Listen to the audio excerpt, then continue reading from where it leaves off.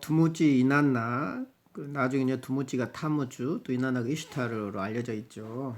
그래서 어떤 두무지 이난나 신화가 어떤 지하세계 하강에 대한 그런 신화로 알려져 있는데 한번 살펴보죠, 그죠?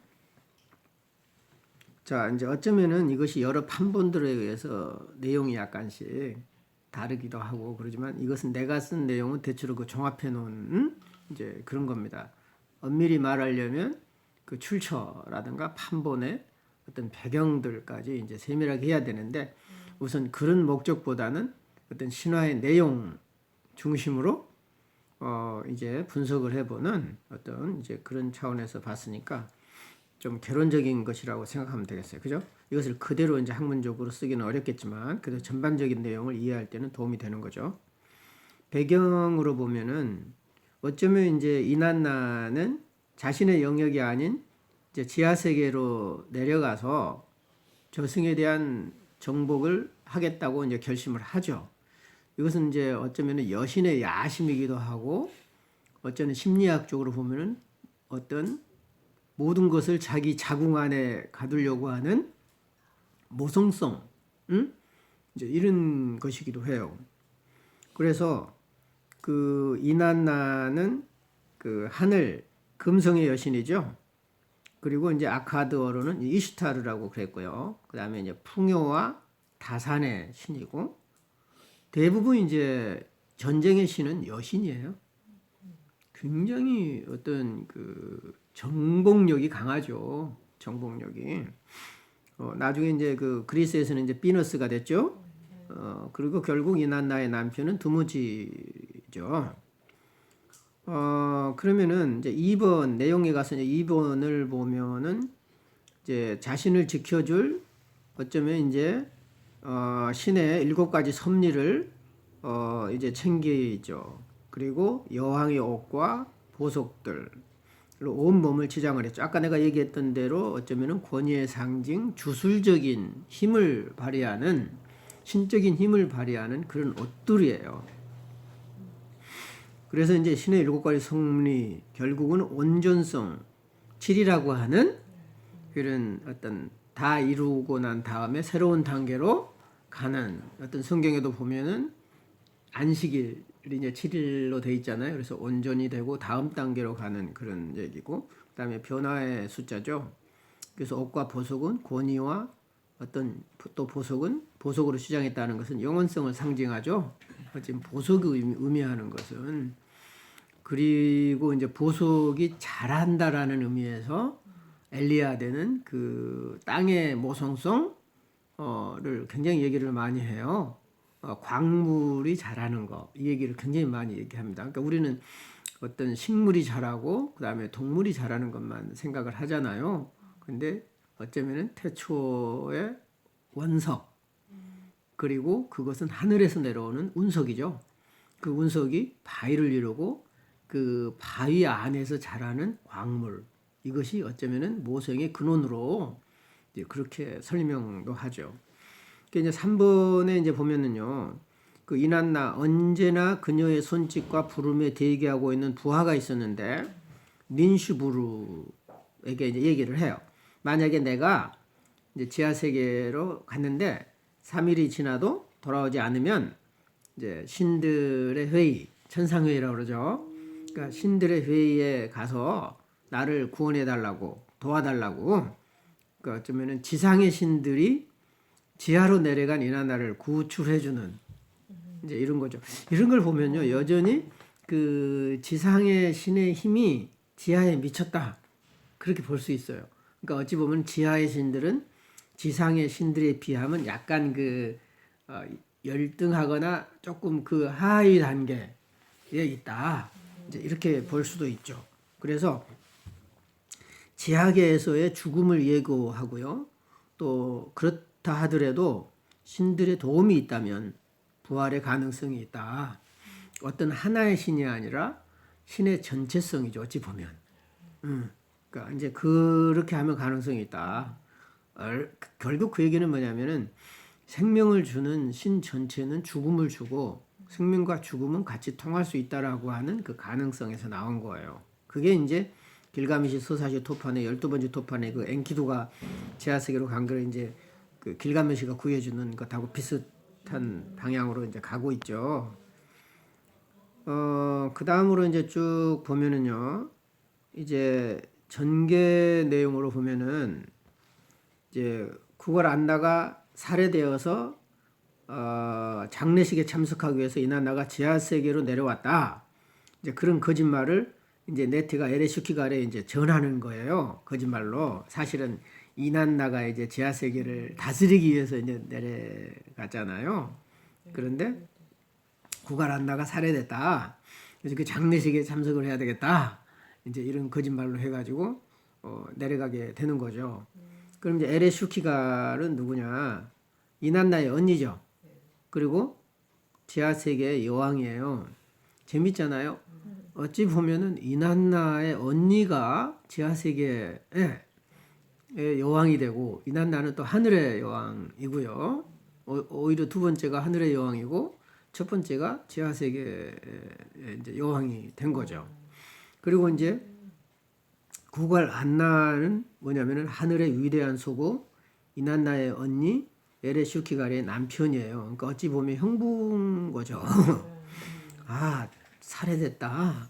근데 그 형부가 죽은지도 몰랐나? 그 에레슈키갈은 하여간 잘 모르겠어요. 이런 부분들이 조금 약간 모호하긴 합니다만 원래 신화라는 거 하는 게 이렇게 그 파편들이 많아요. 그래서 이제 파편들이 어우러져서 이야기를 만들기도 하고 보완하기도 하고 그런데 이제 이난나가 길가메시에게 청혼을 하죠. 이시타르로 나오지만 그러죠. 청혼을 하고 거절당하는 모욕을 받자 신들의 아버지 안에게 하늘의 황소를 달라고 하죠. 하지만 하늘의 황소는 길가메시에게 또 죽음을 당합니다. 이 하늘의 황소가 에레슈키갈의 남편 구갈 안나다. 이런 식으로 나오는데 이제 그래서 이제 저승세계로 가는데 저승문을 통과할 때마다 어때요? 이제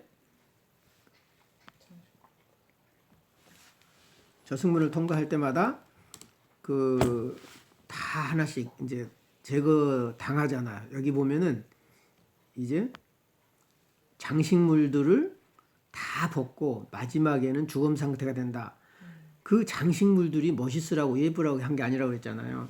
신적인 힘, 주술적인 힘, 어쩜 마법의 힘을 발휘할 수 있는 옷들이에요.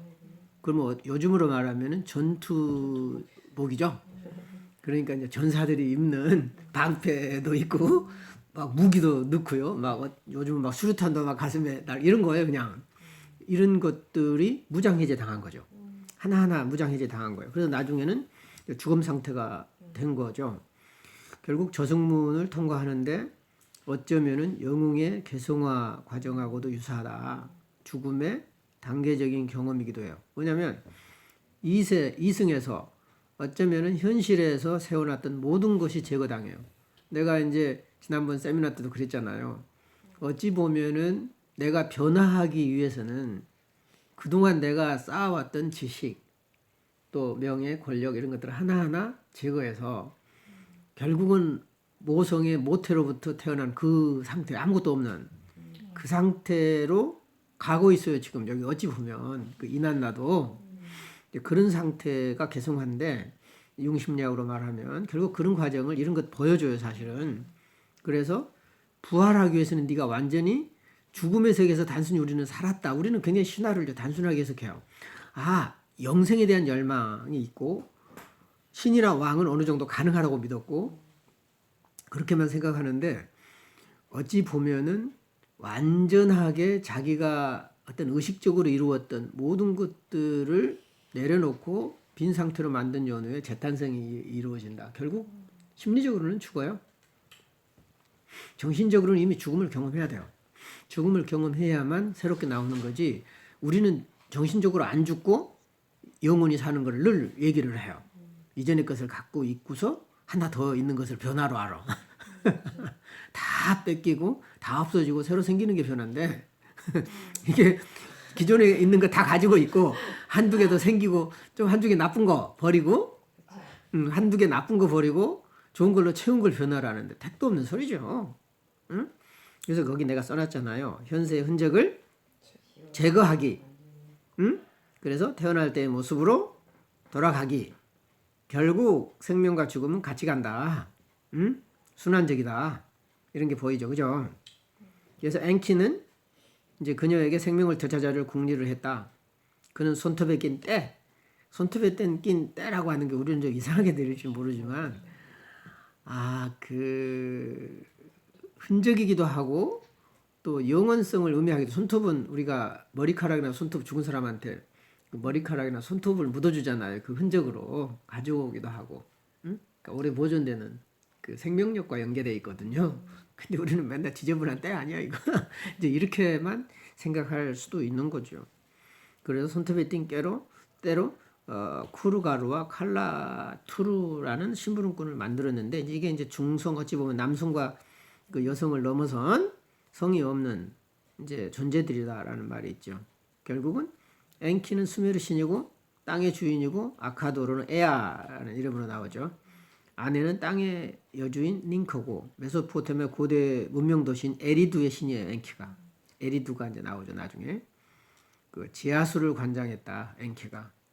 근데 그 엔키가 존재하기 위해서는 이전에 지하수 신인 압수가 있죠. 그러니까 압수로부터 이제 엔키가 이렇게. 그러니까 압수가 사라지고 엔키가 등장하는 이런 식으로 생각하면 되겠어요, 그죠? 모든 신들의 아버지다 압수는.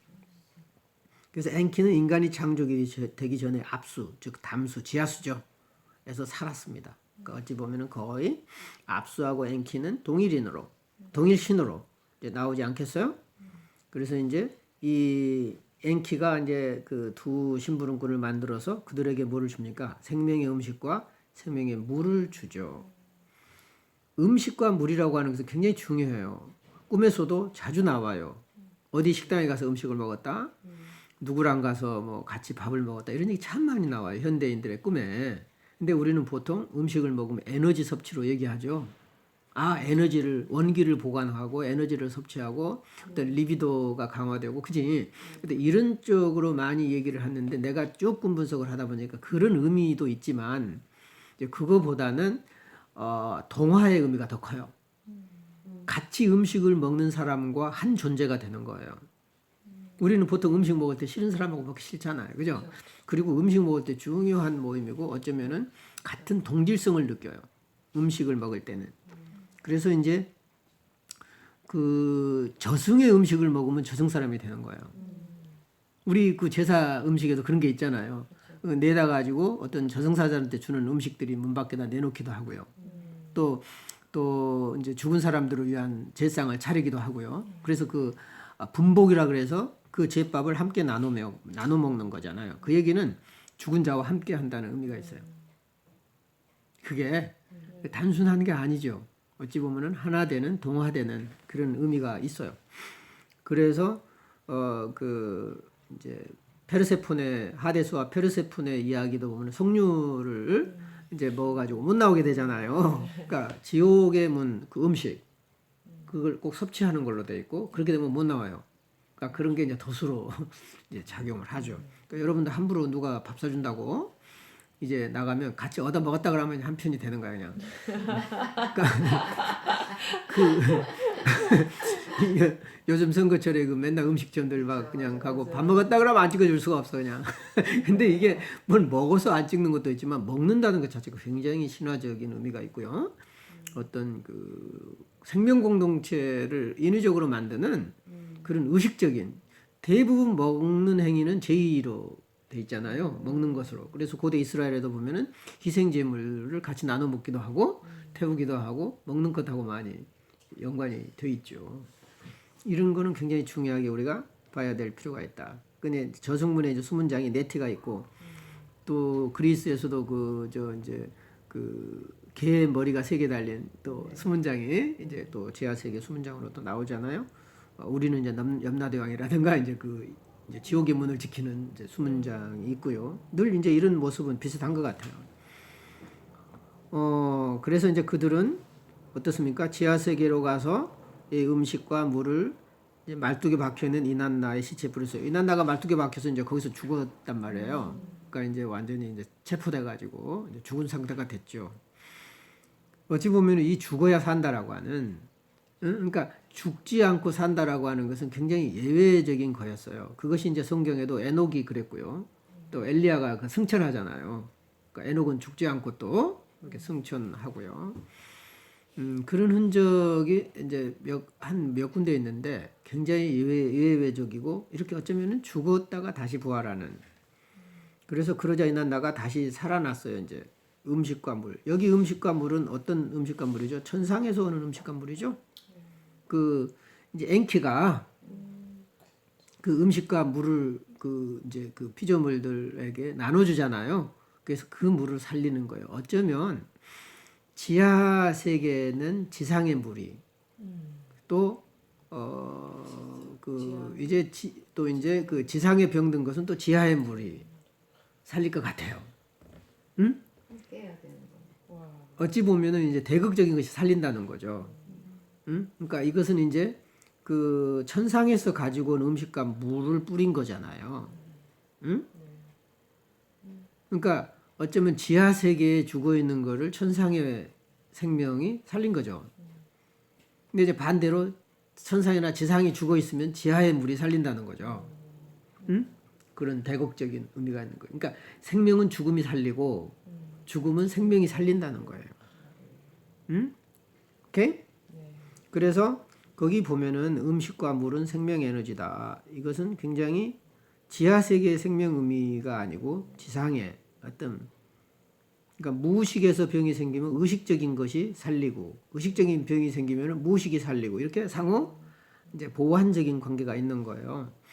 그 말뚝에 박혀 있는 이난나를 보니까요. 나는 말뚝이 의미하는 게 남근일 수 있죠. 어떤 지지 세력일 수도 있고요. 중심에 세워지는 어떤 막대기일 수도 있고요. 근데 이제 만약에 남근이라면 남성 중심주의 사회, 남성의 권위, 왕권에 어떤 사로잡혔다, 죽음 상태가 됐다. 어쩌면 그런 데서 이제 여성이 재탄생하는 그런 것을 상징적으로 의미할 수도 있겠다. 그러니까 어떤 말뚝에 그 사로잡혀 있다라고 하는 것은 남근에 의해 사로잡혔고 그 남근은 성적인 의미라기보다는 남성의 권위에 어떤 패배했거나 어쩌면 지나치게 갈망하는 상태로 죽은 상태가 이렇게 볼 수 있어요. 그러니까 남자의 남근에 패배를 전쟁하다가 패배했거나 아니면 갈망하는 거나 같은 심리적인 거예요. 사실은. 그러니까 여성으로서는 여성적 권위와 여성적인 생명이 있어야 되는데 남자 걸 탐낸 거잖아요. 그럼 결국 죽음이나 다름없어요. 그래서 말뚝은 남근이고 무기고 어쩌면 농사도구를 또 상징하게 해요. 옛날에는 다 그 이런 막대기로 농사짓고 돌로 뾰족한 돌로 농사짓고 그랬던 거죠. 그래서 결국은 생각나는 게 이제 내가 이제 시골에서 살아봤기 때문에 동절기에 땅 위에 꽂아진 농사용 그 말뚝이 생각이 났어요. 요즘은 이제 옛날에는 이제 나무로 말뚝 세웠지만 요즘은 편하게 쇠로 쇠로 막아요. 요즘 겨울의 죽음 상태에서 봄의 소생으로 변화되는 그런 과정이다. 이제 그렇게 볼 수가 있습니다. 이렇게 이제 분석을 해보니까 재미가 있죠. 그래서 이제 반전으로 보면은 저승의 입구를 들어온 이는 그를 대신할 자를 지하세계에 남겨놔야 되죠. 저승에 들어온 사람들은 나가려면 자기 대신 희생 제물이 있어야 돼요. 이게 이제 보상 심리이기도 하고요. 그래서 돌아올 수 없는 땅이 저승세계인데 돌아올 수 땅의 절대 불변의 철칙이 혹시 나갈 수 없지만 혹시 잠깐 나가더라도 대신 잡아놔. 결국 나가지 말란 뜻이에요. 결국은 그녀는 지상으로 올라가도록 허락받았지만 그녀를 대신할 다른 신을 구하지 못할 경우는 다시 지옥으로 이제 끌려오는 운명인 거죠. 그 얘기는 결국은 저승에 한번 들어오면 나갈 수 없다는 거죠. 죽음은 번복할 수가 없다. 그러면 대신할 자는 저승이 채울 필수적 요건인 거죠. 그 얘기는 뭘까요? 저승이 무의식이라면 이승, 의식의 균형과 조화예요. 왜냐하면 이 저승은 저승대로, 무의식은 무의식대로의 그 영역을 차지하고 있어야 되잖아요. 비어 있으면 안 돼요. 의식은 의식의 영역이 있는데 만약에 여기서 다 무의식은 생명의 토양인데 이걸 다 빼가면 결국은 고갈될 거 아니에요.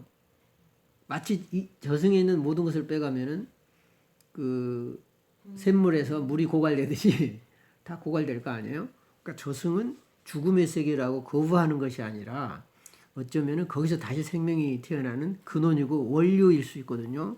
그렇기 때문에 우리는 이제 그 종자 씨를 못 먹게 하잖아요. 그러니까 아무리 뭐 기근이 들고 그래도 왜냐면 내년에 농사질 쌀은 절대 못 먹게 하잖아요. 굶어 죽어도. 어쩌면 그것과 유사한 것 같아요.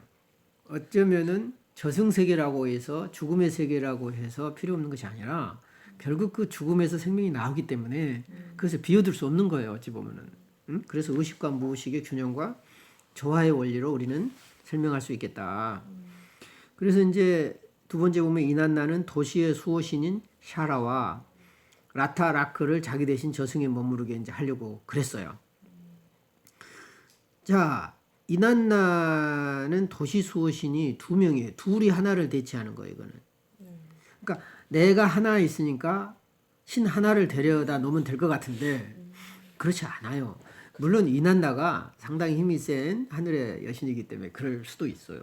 권한이 세고 강하니까 조금 덜한 사람은 몇 명, 여러 명 그렇잖아요. 우리 장수도 한 명 빼오려면 여러 명 사병하고 교환하든지 이렇듯이 이제 그런 원리가 하나 있고요. 또 하나는 우리는 결핍과 보상의 원리를 내가 계속 얘기하죠.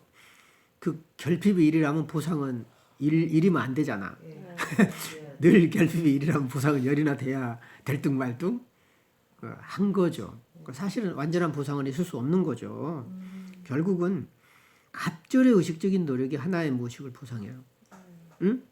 어쩌면은 우리가 무의식적인 컴플렉스가 하나 있다고 그래서 의식적인 노력으로 한두 해 뭐 한다고 해서 얼른 해결되는 게 아니잖아. 그죠? 그러니까 어떤 우리가 모르는 무의식적인 컴플렉스라든가 어떤 무의식적인 작용을 극복하거나 어쩌면은 이제 이겨내려면 긍정적으로 이것을 변화시키려면 의식적인 엄청난 노력이 필요한 거지 단순하게 1대1로 되는 원리는 아닌 거예요. 그래서 그 이난나와 마귀들은 이제 여기 마귀는 우리가 생각하는 그런 이제 마귀가 아니라 어쩌면은 그 저승 세계를 여행할 수 있는 권리를 부여받은 존재 그 같아요. 그지? 그러니까 우리가 늘 기독교적으로나 뭐 이런 현대식 개념으로 이해하면 안 돼요. 저승사자와 같다거나 할까요? 그래서 이난나와 마귀들은 같은 한 편이잖아요. 마귀들은 여행을 계속해서 쿨랍 즉 우르크와 주변 지역이 포함되어 있던 지방인데 그런 쿨랍에 당도에 있어요. 근데 이 도시는 원래 이난나 도시였는데 지금은 자기 남편 두무지가 이제 통치하고 있잖아요. 이 열받아 버린 거죠. 그러니까 이제 그 원래 왕이 남자일 때 이제 왕비라든가 어쩌면 이제 했을 때 자기 권위를 이제 침범하면 왕비 죽이잖아요. 반대로 여기서는 여자가 왕인데 남자가 자기 권위를 침범했다고 죽이는 굉장히 어떤 모성 위주, 모성 사회를 연상하게 하는 이제 이런 흔적이죠. 그래서 쿨랍은 두무지의 통치 영역이고 남신과 여성의 영역 싸움이기도 하다. 결국은 도시를 두고 영역 싸움이기도 해요. 또 이렇게 볼 수도 있어요. 이시타르를 섬기는 부족과 그 두무지를 섬기는 부족 간의 싸움으로 볼 수도 있어요. 우리 그 단군 신화를 많이 그렇게 해석을 하죠. 곰과 호랑이를 곰 부족과 호랑이 부족으로 많이 이제 생각을 하잖아요. 이제 그럴 수도 있고요. 또 내가 아까 얘기했던 대로 어쩌면은 도시는 모성신을 상징한다고 그랬잖아요. 그래서 자기의 내가 원주인이다 하는 모성적인 그런 어떤 이미지를 주장하는 것일 수도 있어요. 네 번째를 보면은 그런데 두무지는 아내인 이난나가 죽어서 괴로워하기는커녕 도시의 유일한 군주가 된 것에 만족해서 멋진 옷을 차려입고 왕자에 있었죠. 그러니까 이제 도시의 신이 어쩌면은 여성신에서 남성신으로 이제 변화하는. 그러니까 왜냐하면 이것은 농촌 사회가 도시 사회로 변모하는 그런 것일 수도 있어요. 그래서 이제 그 이난나는 놀람과 분노로 몸을 떨었어요. 마치 이삭이 몸을 덜덜 떨듯이 이난나는 분노에 가득 차 두무지를 비난했어요. 그리고 죽음의 눈을 그에게 고정시켰어요. 마지막으로 마귀들에게 내뱉은 말 한마디가 두무지의 운명을 결정지어서 이달을 데려가라. 이 마귀들은 저승사자라고 내가 그랬잖아요. 어찌 보면 저승을 여행할 수 있는 권한 또를 부여받은 존재. 그래서 보면은 도시는 모성신을 소유한 두무지의 운명은 뭐예요? 여성의 영역을 소유한 남성은 어찌 보면은 이제 근친혼을 이제 어찌 보면 엄마를 소유한 것으로 볼 수 있고 또 있거든요. 두무지는. 그래서 엄마를 소유함으로써 온전성을 이루려고 했는데 그는 신성혼의 결과는 죽음이에요. 그래서 죽었다가 다시 태어나는 거죠. 그래서 지하세계로 가잖아요. 두무지가. 재밌어요. 그러니까 어쩌면 딸이 아빠를 좋아해서 해가지고 어떤 신성혼에 이른다면 상징적으로 죽어야 돼요. 그래서 다시 부활하지 않으면 본인의 여성성을 찾아낼 수 없어. 마찬가지로 아들도 엄마와 심리적으로 결혼하면 결국 죽음이에요. 죽었다가 재탄생을 해야지 엄마랑 함께 살 수는 없는 거죠. 응? 아무리 그것이 거룩한 결혼 예식이라 할지라도 신과의 결혼이 그런 거예요. 사실은 그 신과의 결혼이라고 하는 것은 죽음을 담보로 하는 거죠. 그리고 나서 다시 재생해야 됩니다. 만약에 우리가 기독교인이 그리스도인이 어떤 그리스도와 하나님과 어떤 신적인 결혼 합의일에 이른다면 죽어야죠. 죽어야 돼요. 그래가지고 다시 부활할 수밖에 없어요. 죽으면 영원히 가는 거고 부활하면 다행이고 그런 거죠. 그런 어떤 의미를 이제 보여주기도 합니다. 결말을 볼까요? 그러니까 이제 결말에 보면은 두무지는 창백하게 찔렸죠. 죽음에 대한 공포와 슬픔에 밀려들었습니다. 두무지는 슬피 울면서 내 태양신 우투에게 애원합니다. 오 우투여, 당신은 내 아내 오빠고 이시타르 오빠잖아요. 이제 나의 당신 누이의 남편입니다. 나는 당신 누이의 남편이다 그 말이죠. 내 손을 뱀의 손으로 바꾸고 내 발을 뱀의 발로 바꾸어라. 뱀이라고 하는 게 손도 뱀으로 바꾸고 발도 이 뱀이 주는 것은요 치유예요. 사실은 고대인들에게 뱀은 치유의 그 대명사로 늘 주술에 보면요 그 뱀에게 독사에 물린 것은 그 뱀에게 하소연해서 뱀이 치유해 주기는 주문들이 많아요. 그게 이제 성경에도 나오는데 그 광야에서 뱀에 물린 것을 모세가 장대에다가 돛뱀을 만들어서 올려놔요. 그러면 그 광야에 있어서 뱀에 물린 사람들이 그 모습을 보면 치유가 됐다, 나았다는 얘기가 나오거든요. 이것이 이제 나중에 그 이스라엘 역사 내내 이제 전해져서 누후수단이라 그랬다. 그런 성경에 나와요. 그래서 뱀의 형상을 신처럼 섬기기까지는 않았을지는 몰라도 굉장히 그 치유에 힘이 있는 부적처럼 이스라엘 사회에서 썼던 게 있거든요. 근데 실제로 고대 근동 사회에서는 뱀에 대한 주문들, 기도문들이 많아요. 실제로. 그런 것은 전부 의술과 치유와 관련돼서 나와요. 그러니까 어쩌면은 또 뱀은 죽음에서 생명으로 가는 부활의 상징이기도 해요. 뱀은 허물 벗는 거잖아요. 그러니까 그 허물이 죽음이거든요. 죽음의 흔적이거든요. 그래서 새롭게 태어나는 어떤 그런 그리고 이제 대개 겨울에 이제 그 땅에서 살다가 다시 봄에 나오잖아요. 이런 것은 부활의 상징인 거예요. 뱀이라든가 곰이라든가 그래서 이제 그 우리 그 당군 신화에서도 곰이 이기잖아요. 부활의 상징이거든요, 사실은. 어찌 보면은 그렇게 동굴 생활하고 겨울잠 자는 동물들은 대개 죽음에서 부활로 나타나는 그런 상징으로 쓰였어요. 그러니까 두무지가 이제 어쩌면 뱀으로 바꾸고 또 내 발도 뱀에 바꿔서 마귀들로부터 나를 죽음의 세계로부터 나를 지켜달라 그랬던 거죠. 그래서 그들이 나를 잡아가지 못하게 해주오 이렇게 얘기를 하는 겁니다. 그래서 이제 오른쪽에 보면은 태양신 우투는 아버지 이미지로 나타나죠. 보성 원형이고 결국은 모성적 아니마의 관계 회복을 도와주는 거예요. 두무지로 하여금. 그러니까 어찌 보면은 두무지의 장인이 그 우투잖아요. 근데 사실은 이제 우리 인간적으로 보면 장인이지만 사실 아버지죠. 아버지 원형이잖아요. 그 아버지 원형이 아들로 하여금 자기 자신의 아니마와 잘 화해하도록 도와줘요. 그러니까 아들이 아버지랑 잘 사귀면 여자 관계가 좋아. 근데 아들이 엄마랑 친하면 여자 관계 나쁘죠. 그래 안 그래? 맞아요. 그러니까 이런 원리가 있다는 거예요. 우리 신화를 통해서 보면. 그래서 그 우투가 결국 두무지를 이제 두무지를 도와주고 이제 살도록 해주고 두무지가 요청하는 것은 아들이 아버지에게 요청하는 거예요, 사실은. 그래서 자기 파트너인 이제 아니마인 그 이난나하고의 그 관계 회복을 하는 거죠. 그러니까 아들이 결국은 아버지와 대결도 하지만 결국은 아버지로부터의 진정한 도움을 받아야 되는 거예요. 엄마로부터 받으면 안 돼. 아기 때나 엄마로부터 받는 거지. 남성성의 원리를 아버지부터 배워야지 엄마로부터 배울 수는 없어. 그런 것들. 그래서 이제 뱀의 손, 발은 용, 뱀 이것은 땅의 현실이라고 하고 현실의 한계를 극복한 존재이기도 하고 또 왕권이기도 한데 부활과 변화의 원리이기도 하다. 재생, 그죠? 이런 원리이기도 하다.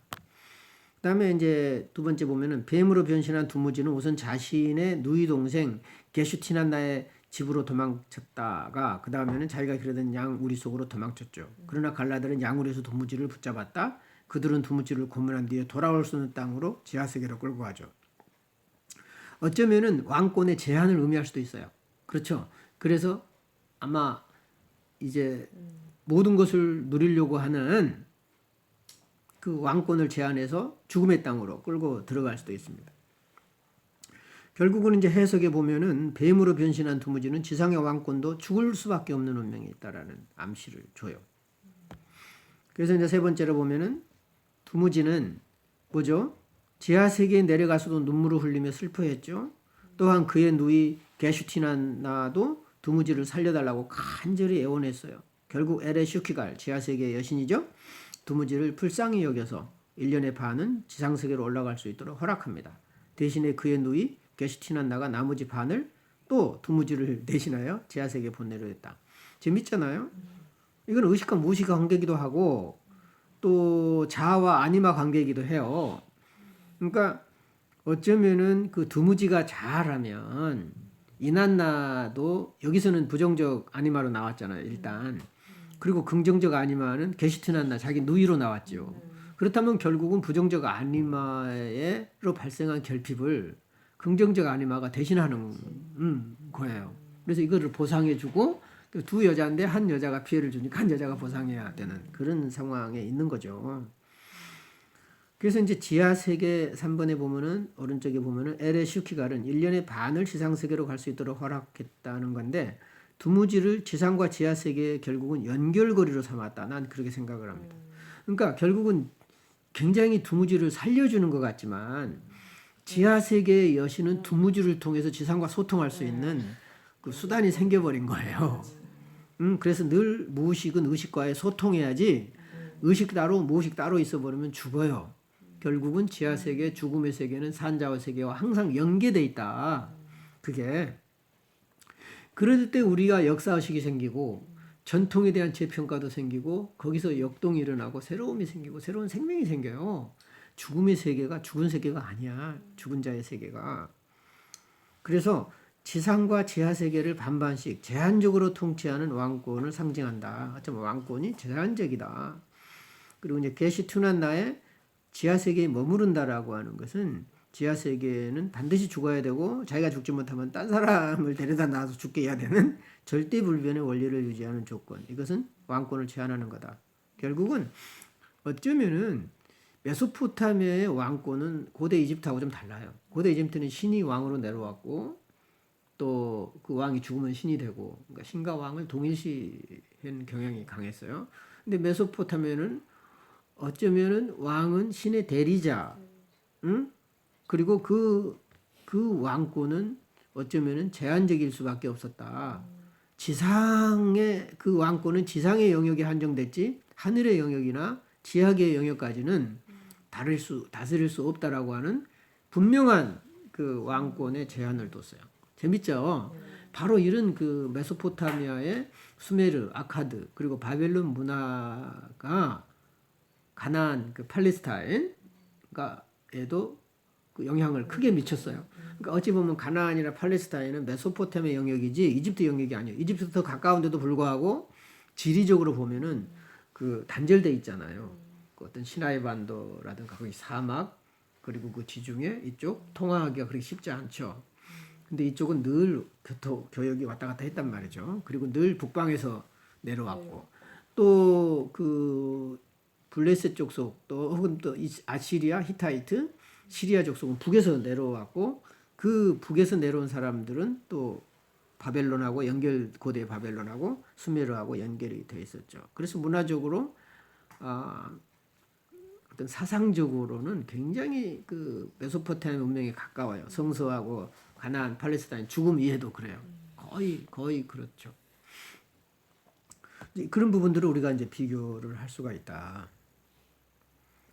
그래서 이제 종합 분석을 해보면 두무지와 이난나 신화는 뭘까? 두무지 신화는 이난나의 과도한 지배욕이라고 볼 수 있잖아요. 지하 세계까지 통치하려고 하는 과도한 지배욕, 어떤 과도한 모성성으로 볼 수도 있어요. 심리학으로 보면 과도한 지배욕에 대한 내용으로 볼 수 있다. 두무지 이난나 신화는 모성 중심의 원시적 공동체의 흔적으로 보인다. 이것이 이제 북의 사회로 가면서 이제 좀 갈등이 생기는 이제 그런 과정으로 보이고, 부성 중심의 사회가 되면서 이전의 여성 지배력이 남성의 지배력에서 기인한 것으로 어쩌면은 와전된 듯하다. 그러니까 이제 어쩌면은 이제 그 원래는 여성적이었는데 남성의 권위에서 나온 것처럼 거기에 대한 이제 갈등과 반대 세력이 있을 수 있다. 오랜 동안의 관습에 의해서 고착되어 인간의 정신 세계의 거의 원형처럼 자리를 잡은 거죠. 그러니까 원형처럼 자리 잡았다라고 하는 것은 우리의 무의식이 증명해주고요. 그 다음에 무의식을 대변하는 달이 여전히 우리한테 영향을 미쳐요. 여성의 신체까지도 지금까지 영향을 미쳐요. 여성의 달거리가 달의 주기하고 맞지 태양의 주기하고 안 맞아. 놀라워요. 이건 변함이 없어요. 그러니까 여전히 어쩌면은 그 모성성이 지배하고 있어요. 아무리 뭐 남자가 뭐 강하다고 뭐 난리를 쳐도 그 근본적인 흐름은 모성적 원리가 여전히 지배하고 있다. 그것은 거기에 그런 어떤 자연의 원리가 그 도전받으면서 오는 이난나 두무지 신화가 생겨난 거다. 이렇게 보입니다. 왕권이 강화되면서 도시화가 이제 가속화되고 남성 중심이 강화되면서 생겨난 거다. 그래서 결국 이제 수메르판 두무지와 이난나 신화와 아카드판 이제 타무즈와 이스타르 신화가 이제 유사하잖아요. 차이점이 있어요. 남녀 역할이 전도돼요. 수메르파는 이난나가 지배 세력에 대한 욕망을 행사하는 반면 일부 아카드파는 타무즈 죽음에 대한 이스타르의 애통과 사랑이 전제되어 있어요. 마치 그 후대파는 그리스 이집트 쪽 오시르와 이시스 신화와 비슷한 판으로 가고 있고, 아카드파는 오시리스와 이시스, 바알과 아나 신화와 더 유사해요. 후대 것이. 그래서 수메르파는 근원적인 걸 더 보여줘요. 오히려 모성성의 강화와 어떤 그 모성신의 지배력을 더 보여준다. 훨씬 더 근원적인 상황을 보여주고, 그 다음에 주객이 이제 전도돼서 오히려 이제 남자가 죽으면 여성이 안타까워서 찾아다니는 걸로 나중 신화는 바뀐다. 재밌죠? 그래서 이제 모성 중심에서 부성 중심 사회로 이동을 암시하고, 제한적 왕권 형성의 배경이 바로 이제 그 남신과 여신의 어떤 이제 갈등이 지하계 하강이라고 하는 주제로, 죽음과 부활이라고 하는 주제로 드러난 거다. 이제 우리는 자꾸 이것을 죽음을 극복한다는 개념으로 이해하지 말고 이렇게 다양한 차원에서 정치, 사회, 경제적인 또 문화적인 왕권 여러 가지 차원에서 이해를 해야 될 거다. 재밌죠? 뭐 이 정도.